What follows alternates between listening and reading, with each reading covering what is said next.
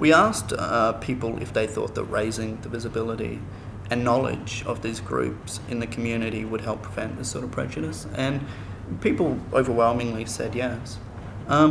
So I guess it's that idea of humanising these groups. We've got quite a sterile idea of what these people are and the sort of concept that we're attaching to them. And so to dispel that, raising awareness and information would be a really good way. It's removing that idea of them just being a faceless group and making them individuals. What can we as members of the queer community do to reduce the amount of prejudice? One of the greatest barriers is communication. It's the communication, you know, when we're out and about meeting people, and the media. The media really, not just the mainstream media, but our gay media really should stop and take a good hard look at the image that we're portraying, and that's the barriers. That's the barriers, and actually, you know, stepping out into unfamiliar territory to meet new people and talk to new people. Just get on, for God's sake.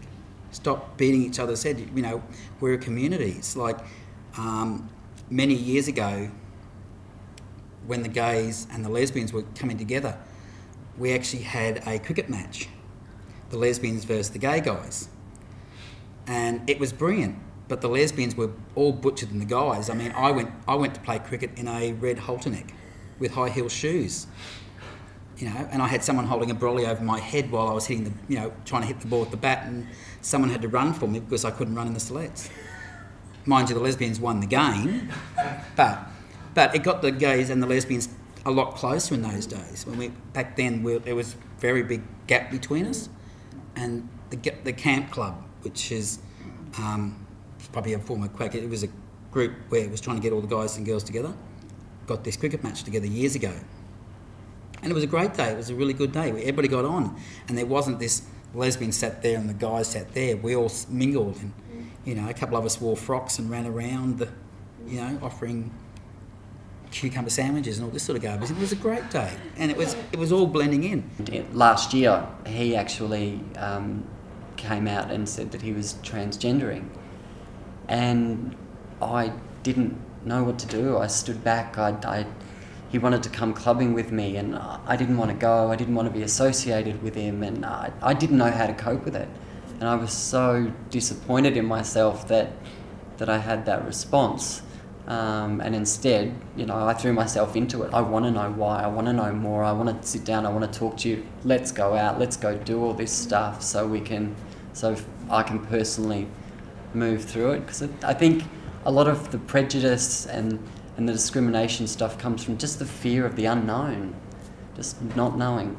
And I think educating queer people will decrease the ignorance of queer people, and it will eliminate the prejudice.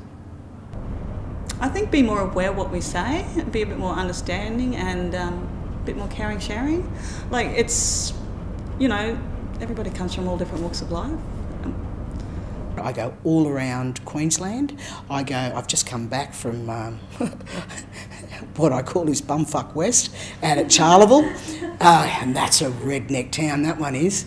And I did education with nurses, and all different from different areas, and a couple of which were incredibly racist, but I make it very well known that I'm a transgender. Bottom line, yet I have not had a bad response, not yet. Yeah, but it could be the way that I educate. Coming here to do this today, I was coming through the Gabba, and there was a minibus load of guys in it, and I had some girly disco thing playing with the windows down, and I was sort of dancing at the wheel, and they were going, yeah, and handing out a thing of Bundy rum in the can to me, and I went, no, look, just give me your bodies. And they were like, yeah, mate, yeah, mate, yeah. And they were all definitely off the straights, but they thought it was hysterical. This guy disco dancing in the car and offering to do things to their bodies. It was great, they loved it, you know, but you get the ones inside the gay scene that actually knock you more. You know, when you're when you're standing at the Wickham, or you're standing at a club and, you know, a car drives past and yells out, you know, faggot or poofed, you expect it. But from in your own community, when you're in your own safety zone, you know, when I walk in the door at one of our clubs, you know, that's when I'm free. I'm so free, you know, I'm safe. And to have that kind of thing happen, just, it makes me angry, and it's hurtful. And I wish that people really understood when they say and do things, the impact that can have on people's lives. And the opposite, going up to someone and someone that you would normally talk to, someone transgender or an Asian, going up and saying, hey, hi, I'm Scott, how are you? How's it going? You know, that can make a difference. That can turn things around. Will we ever get to a place where anyone's not going to be prejudiced? Yes, it would be great to think that we could, but I really don't think that we can be. And it's all we have to look at is the way that we live. As a community, we need to, one, acknowledge and accept that this is happening, which I think there's a lot of willingness to do. We just need to start talking about it. We need to raise the visibility of this issue, and I think it's still a bit of a taboo subject, whether that's because people don't want to acknowledge it or whether it's because people don't believe it's actually happening because we are a minority group. I don't know. I think it's getting a lot better, but you'll always have that. You'll still have ones who, why do the Asians have to come in all the time, and why do they have to be here, and why they... You'll always have that, but I'm finding now it's a lot better. They're blending a lot better now than they used to. One of the key things we need to start doing is make these groups a part of our community, in our gay press, in our conversations, in our nightclubs, and just everywhere. I mean, pick up a gay paper and how many images of buff Asian boys are there, or any other groups that we could talk about. So yeah, that I think is a huge thing. If you actually focused events on the groups that feel excluded, to make very apparent the desire to include them. And I guess I've come to realise now, like, the most important thing you can do is listen to the people who are copying the crap, and what do they want done about the problem, I guess. So I guess that's been my biggest thing, not realising you should be listening to those people. This is a really big problem, and we're not going to be able to fix it overnight. It's going to take a lot of work. What we want to achieve with this campaign is just to get people talking and thinking about it and make the problem visible.